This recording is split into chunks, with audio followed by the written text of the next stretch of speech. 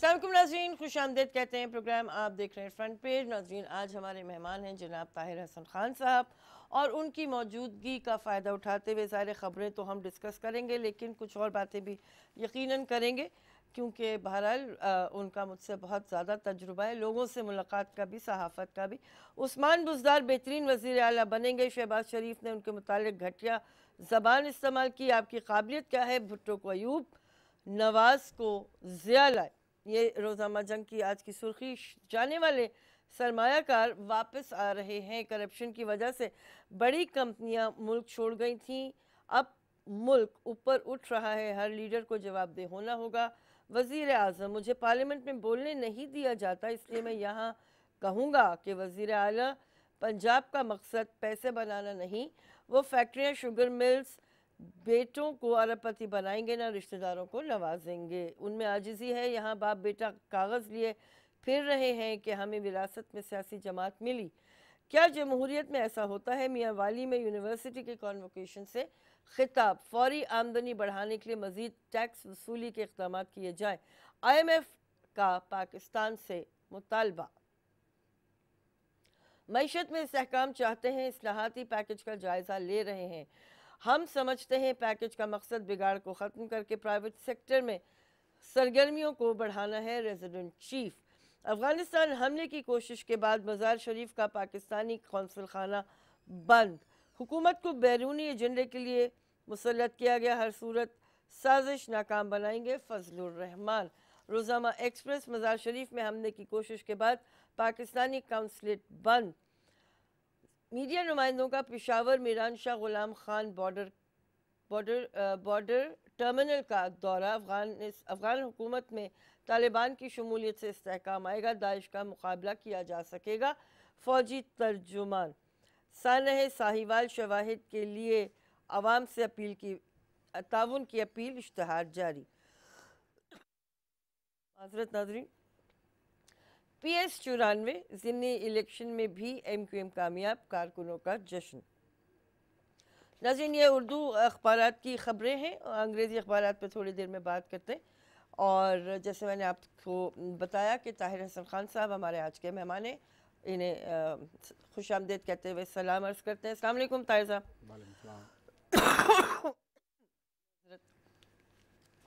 ताहिर साहब, ये जो बातें की हैं इमरान खान साहब ने नमल यूनिवर्सिटी में, वो एक जुमला मैं आपसे पूछना चाहूँगा।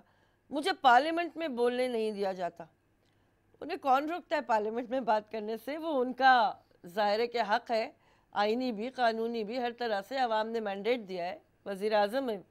उसके अलावा वो बुज़दार साहब के बिहाफ पे ये सारी बातें उन्हें करने की ज़रूरत क्यों पेश आ रही है?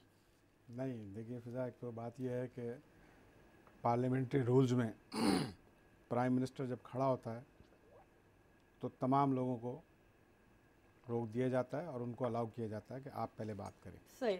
और ये अलग बात है कि पॉलिटिकल अंडरस्टैंडिंग ना होने की वजह से हाउस में कोई ऐसा मैकेनिज़्म नहीं बना पाई PTI कि जब प्राइम मिनिस्टर बोल रहे हों तो बाकी लोग अपोजिशन जो है वो उनकी बात सुने।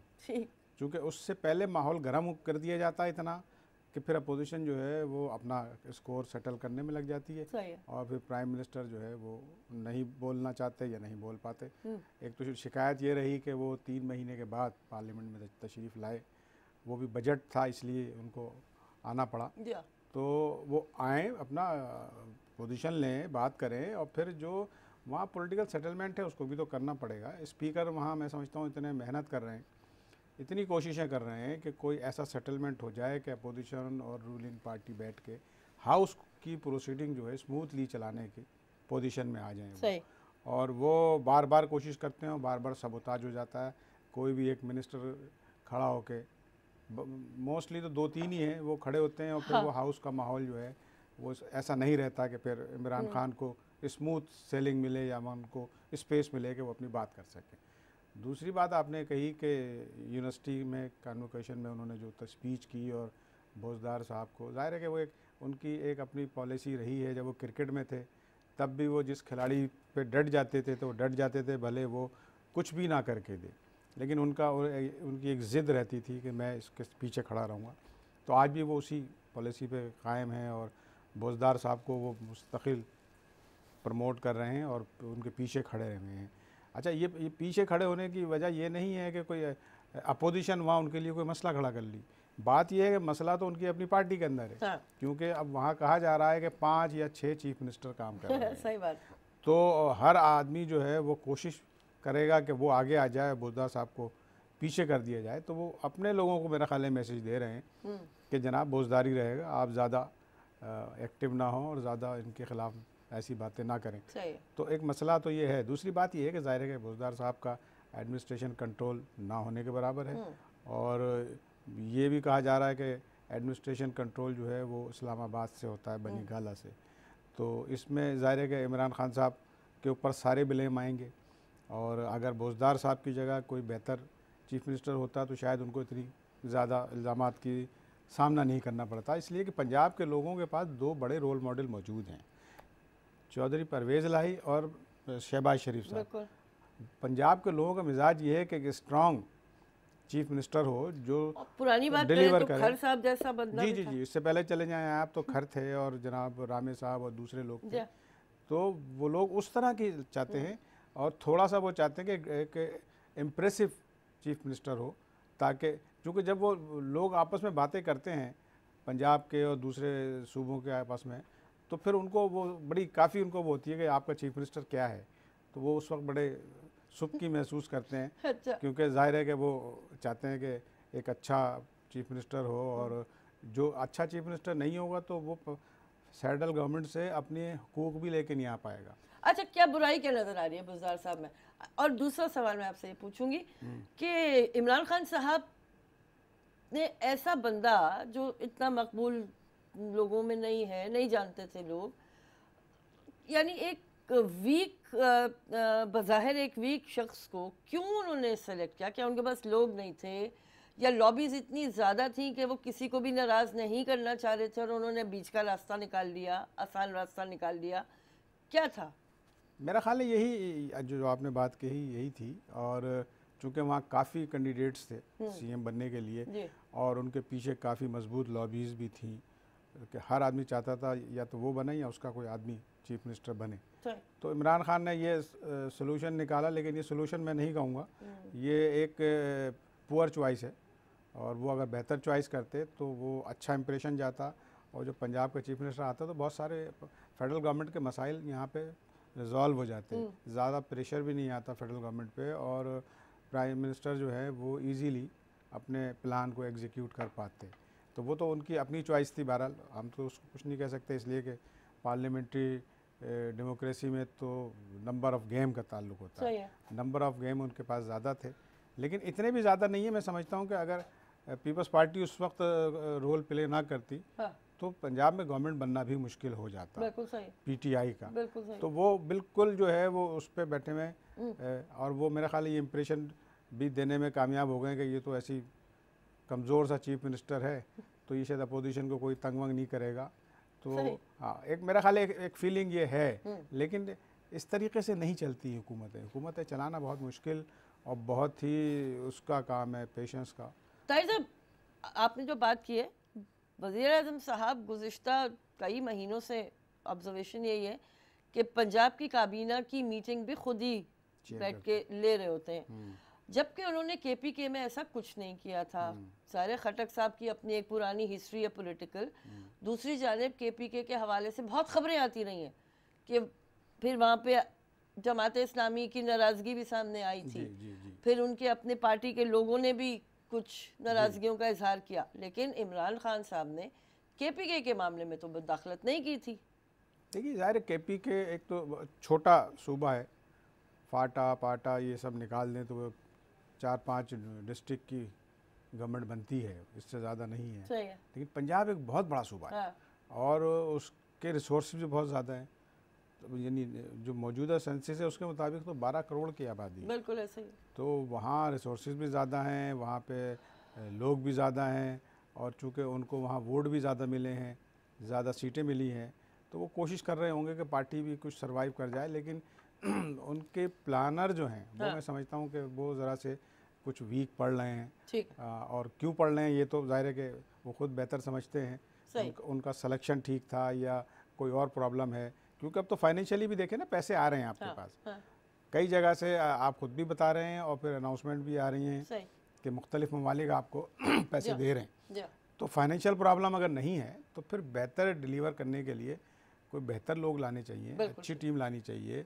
यानी आप अपोजिशन को तो इल्ज़ाम लगाते हैं कि नैबज़दा, आपकी पार्टी भी नैबज़दा है, आप भी खुद नैबज़दा हैं, तो उसमें अब ये मेरा ख्याल ये कि इल्ज़ाम तराशी बन करके अगर बेहतर टीम लाने की कोशिश करें तो ज़्यादा अच्छा है। इसलिए कि नईम कुरैशी, नईमुल हक ने एक स्टेटमेंट दे के बहुत ज़्यादा माहौल फिर ख़राब कर दिया जो बेहतर हो गया था, और वो ना जाने उन्होंने किसके कहने पे दिया, ये तो वो पार्टी के लोग बता सकेंगे ज़्यादा बेहतर, लेकिन ये कि ये माहौल ख़राब नहीं किया जाता। और अब खुद इस वक्त भी वज़ीर आज़म साहब ने बिल्कुल अपोजिशन में जब वो थे वही वाली ज़बान इस्तेमाल किए लग रहा है। ब्रेक के लिए कहा जा रहा है, तो वापस आएंगे नाज़रीन। प्रोग्राम आप देख रहे हैं फ्रंट पेज। खुशामदीद कहेंगे नाज़रीन, प्रोग्राम आप देख रहे हैं फ्रंट पेज। अच्छा ताहिर साहब, एक बात जो दिलचस्प है वो ये कि अंग्रेज़ी अखबारात जब रिपोर्टिंग करते हैं तो उनका ज़रा मयार दूसरा नज़र आता है।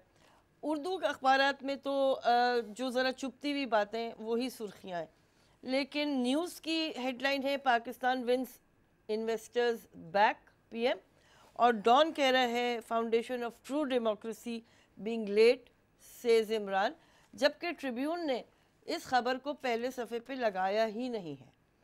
तो ये मेरा ख्याल है कुछ मीडिया वाले भी गड़बड़ करते हैं। पहले कॉलर की बात सुनते हैं। अस्सलाम वालेकुम।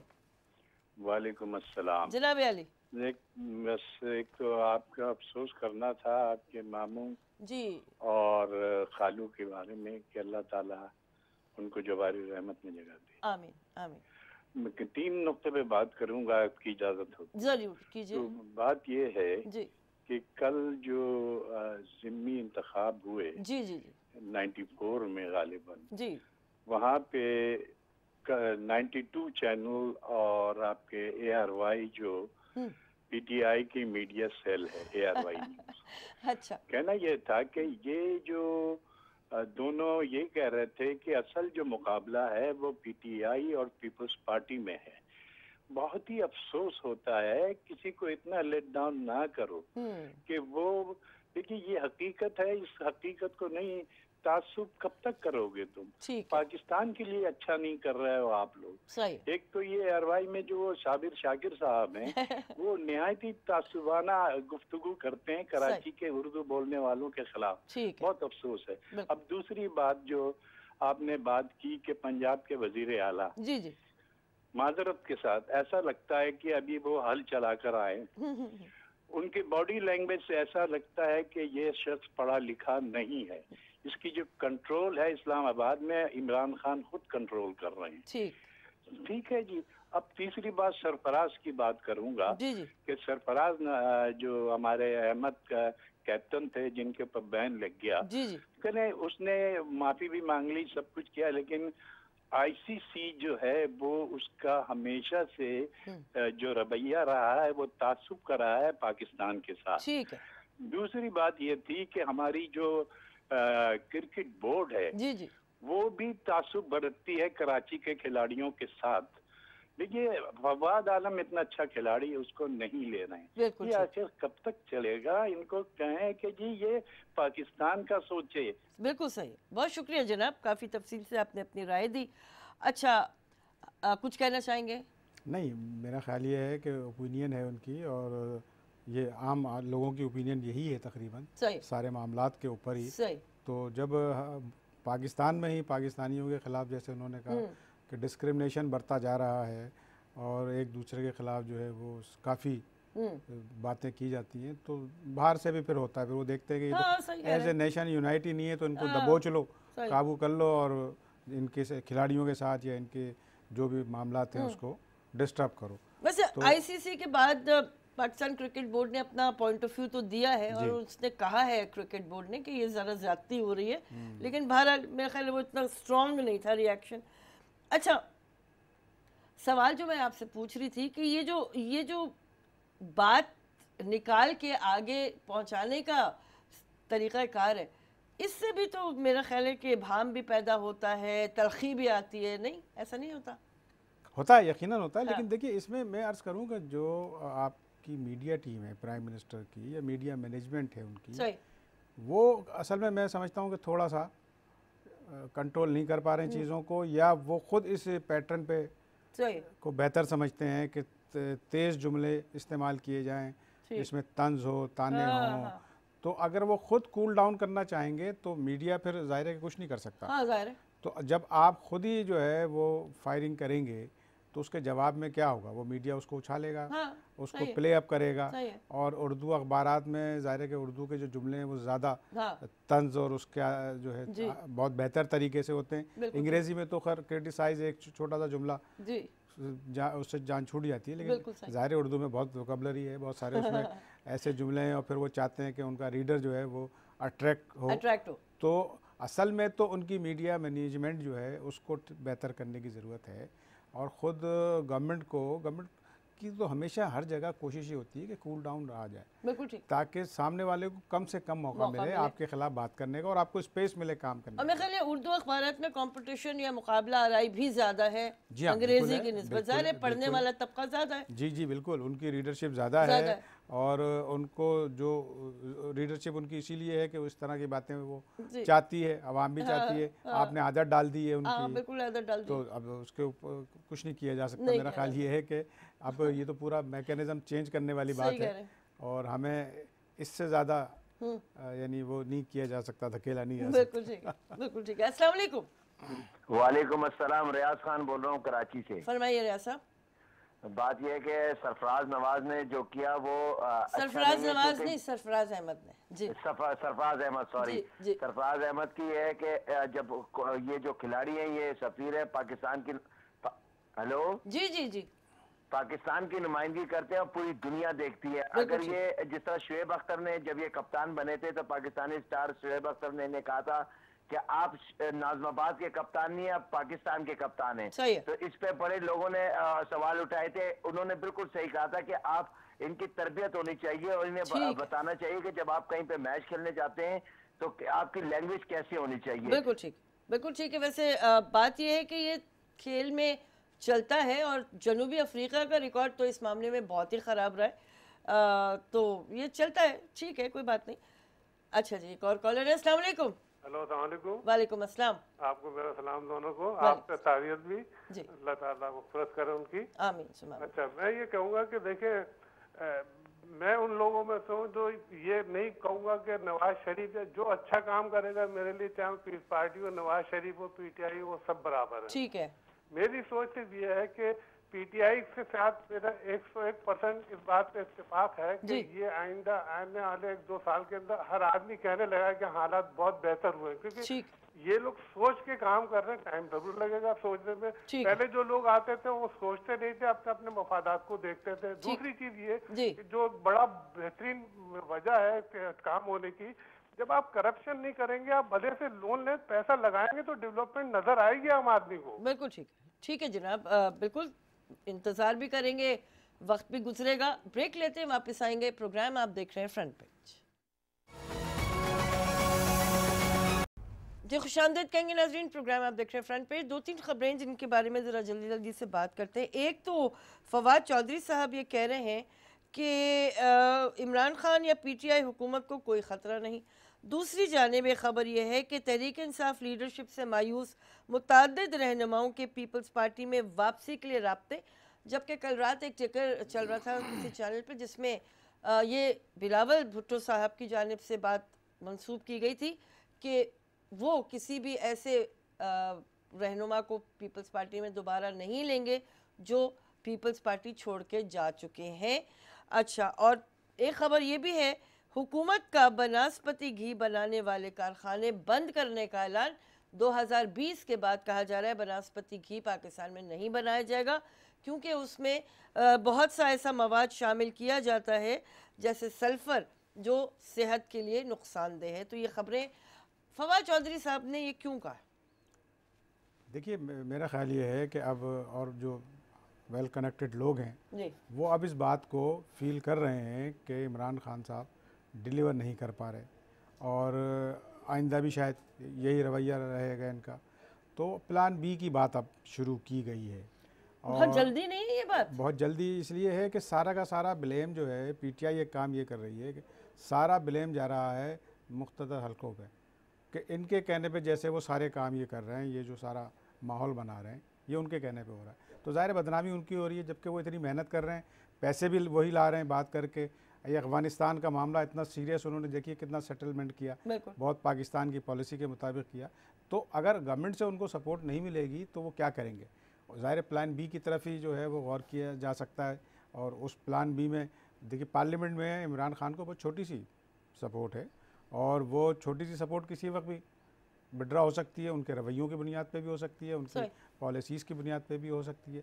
तो उसमें तो ये ख़तरा हर वक्त मौजूद है, और कहीं ज़रा सा भी कोई इस तरह की चीज़ें शुरू होती हैं तो गवर्नमेंट को पता तो चलता है। तो ये उस ख़तरे की घंटी है जो ये कह रहे हैं कि गवर्नमेंट नहीं जा रही हो, मजबूत है, इस तरह की बातें हो रही हैं। इसलिए कि अब ऑप्शन बी में जो है मैं ये समझता हूँ कि अगर हो ये भी हो सकता है कि मियाँ साहब इलाज के लिए बाहर चले जाएं, अच्छा, शहबाज शरीफ साहब अपने केसेस को क्लियर करने तक एक साइड पे हो जाएं, और खाकान अब्बासी साहब जैसे लीडर को जो प्राइम मिनिस्टर भी रह चुके हैं और जिनके बारे में कहा जा रहा है कि बहुत अच्छा डिलीवर भी किया था उन्होंने, उनको पार्टी में आगे लाया जा सकता है। और फिर ये प्लान भी जो है ये भी एग्जीक्यूट हो सकता है, और इसमें कोई प्रॉब्लम नहीं है। इसके लिए ना तो कोई आपको मिड टर्म में जाने की ज़रूरत है, हाउस में बिल्कुल पोजीशन ऐसी है। और पीटीआई ने जो है अपोजिशन को बजाय इसके कि डिवाइड करने की कोशिश करते हैं, वो यूनाइट कर दिया उन्होंने ला। बिल्कुल। तो अभी कोई ज़िमनी इंतखाब है, कह रहे हैं पीपल्स पार्टी नून लीग वाले उसमें ज़िमनी इंतखाब में इकट्ठे। जी हाँ, तो इनकी तो सारे के सारी एक्टिविटीज़ और उसकी वजह से सिस्टम जो है वो डिस्टर्ब तो हुआ है। और जो पीछे जो मेहनत कर रहे हैं पाकिस्तान के लिए, इस मुल्क के लिए, जमहूरियत के लिए, वो ज़ाहिर है उनके लिए मुश्किलात पैदा हो रही हैं। और जब मुश्किलात पैदा होंगी तो वो प्लान बी पे तो जाएंगे।